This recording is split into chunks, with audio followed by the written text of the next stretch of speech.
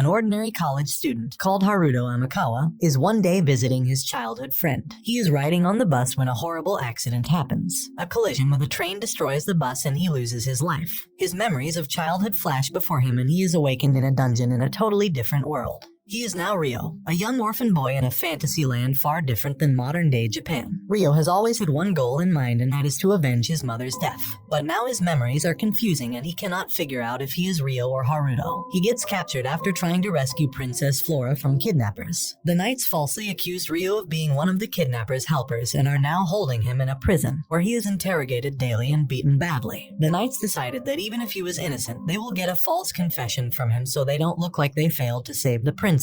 Ryo doesn't give up and holds strong. It is just in time that he is cleared of all charges and called upon to meet the king. It turns out that because he helped save Princess Flora, Ryo is granted permission to attend the Royal Academy. There, he meets a lot of different students and his teacher, called Celia. She is the only one who is kind to him, as the other students mock him for being a peasant.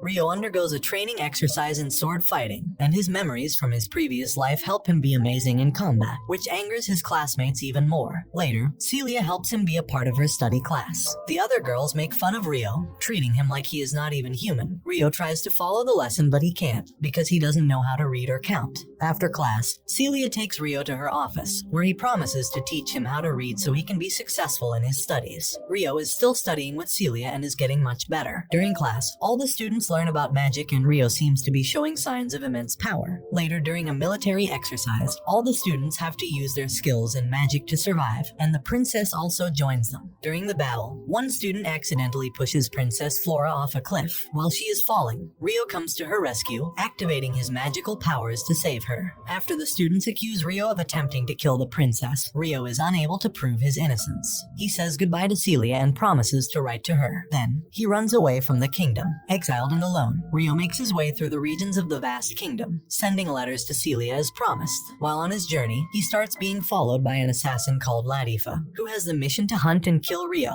She gets closer and closer to her target and eventually manages to attack Ryo. Ryo uses his magic and manages to overpower her and knock her out. Ryo is then able to see her past. She was trapped by Duke Huguenot with a magical necklace that made her submit. Then he trained her to be an assassin against her will. When she wakes up, Ryo has destroyed the necklace and now she is free. She feels connected to Ryo somehow, and he seems familiar. Through her memories, it is revealed she is Endo Suzune, a girl who was also on the bus with Haruto that also died with him. Latifa decides to follow Ryo on his journeys. While traveling through the Forest of Spirits, Ryo is suddenly attacked by monstrous beasts, who are guards of the forest. The attackers assume that Ryo had kidnapped Latifa because he looked like a human. Ryo tries to explain without violence, but they refuse to listen and keep attacking him. More and more of them attack, and the conflict ends with Ryo being hit so hard he collapses and loses consciousness. While he is knocked out, Ryo meets a spirit in his dreams, but he eventually wakes up.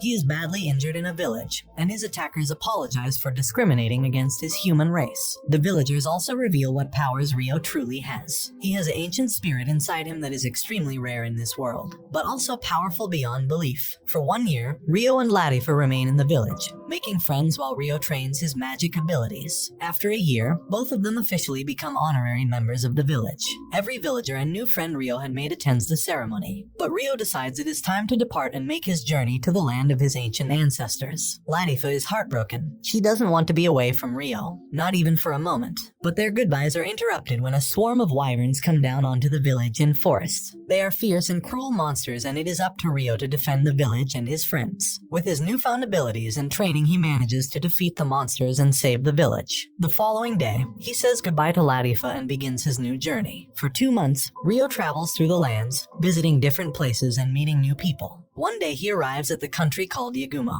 There, to his surprise, he meets his grandmother and cousin. Filled with emotions of nostalgia, he decides to remain in the village for a while. He meets new friends and companions in the village, but happiness is short-lived. Rogue bandits attack his friends, and in that moment Ryo's past trauma resurfaces. He remembers his mother and her death. Those painful memories fill him with rage, and he unleashes his power, almost killing the bandits. His powers for a moment are totally out of control. In his time in the village, Ryo is also introduced to the royals of the Yagumo countryside. There he gets more knowledge about his origins. He is told the truth about his parents and their role. His mother was a royal princess and his father an elite warrior. Ryo takes this moment as an opportunity and tells his grandparents what happened to his mother and how she died. He explains that this still fuels his desire for vengeance and that he hates the man who was responsible for his mother's death. Ryo also has a duel with one of his mother's previous soldiers. Ryo wins, showing everyone his power and also proving to his grandparents that he will never stop until he avenges his mother. For the next couple of months, Ryo remains in the village with his grandmother and cousin. Everyone pretty much accepts him as an ordinary villager. One of the girls, Seirei, is actually in love with Ryo. They spend a lot of months together, hunting and making clothes, protecting the village together and helping it thrive.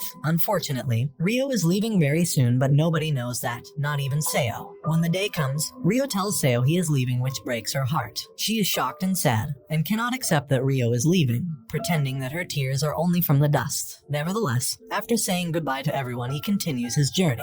He visits the Forest of Spirits once again and is reunited with Latifa and all her friends, making him happy to be back with his old pals. The first morning back in the village starts with a shock. A strange naked girl appears in Ryo's bed. She has purple hair and seems not of this world. The mysterious woman confuses everyone, including Ryo. She introduces herself as Ryo's guardian spirit. They seem to have a contract together without Ryo knowing about it. She is a spirit and she doesn't remember her name nor the pact she made with Ryo. As she is explaining, she refers to Ryo as Haruto, the name from his past life. She also asks Ryo to give her a name, and he is flooded with memories of his love from childhood called Asia. Later, Ryo and Asia visit Lady Diaz and the rest of the village elders. There, they test what Asia can do and what her powers really are. It seems that she has mastered all the elements, and everybody is shocked by this revelation. To prove she isn't lying, Asia and Ryo engage in combat. Their power levels seem to match and they are both revealed to be extremely powerful. After the duel, Ryo goes to take a relaxing bath and Latifa joins him. They talk about their lives before, as now she remembers that she was on that same bus as Haruto. She also recalls her time in Japan and how when she was younger, she wanted Haruto to be her older brother. Ryo tells her he will soon be departing to the Bertram Kingdom. One of the villagers called Ursula gives Ryo a teleportation stone so that at any moment, if he wishes to teleport back to the village, he can. Silver gives him a magic earring which allows him to change his hair color to whatever he wants. After finishing his goodbyes and preparing for the travel ahead, Ryo and Asia leave together to the Bertram Kingdom he once left behind. After a while, Ryo and Asia safely arrive at the Bertram Kingdom. Their goal is to meet Celia, who Ryo hasn't seen in a long time. For a long time, he hasn't been able to write her any letters, so they had totally lost contact with each other. Ryo is shocked to find out that the royal family has lost its power in a war, and that Celia is now engaged. And worst of all, she is being forced into marriage and her future partner is Charles Andor, one of the students who was cruel to Ryo. Ryo makes his way through the Bertram Kingdom until he is reunited with Celia. She reveals to him that she must marry Charles for political reasons. Charles already has many wives and Celia will just be one of them, with no choice of her own. One of the wives is already planning to get rid of Celia, therefore her life will truly be in danger when she marries. Celia refuses to go with Ryo as she feels she has no choice in the matter, and is afraid of what will happen to her father if she runs away with Ryo. Ryo is conflicted as he doesn't know if he should interfere to save his friend and stop the wedding from ever happening. With the help of Asia, Ryo ultimately decides to stop the wedding and save Celia, but he must do it in a smart way so he does not jeopardize her family. The Dukes cannot figure out if anyone from Celia's family was involved.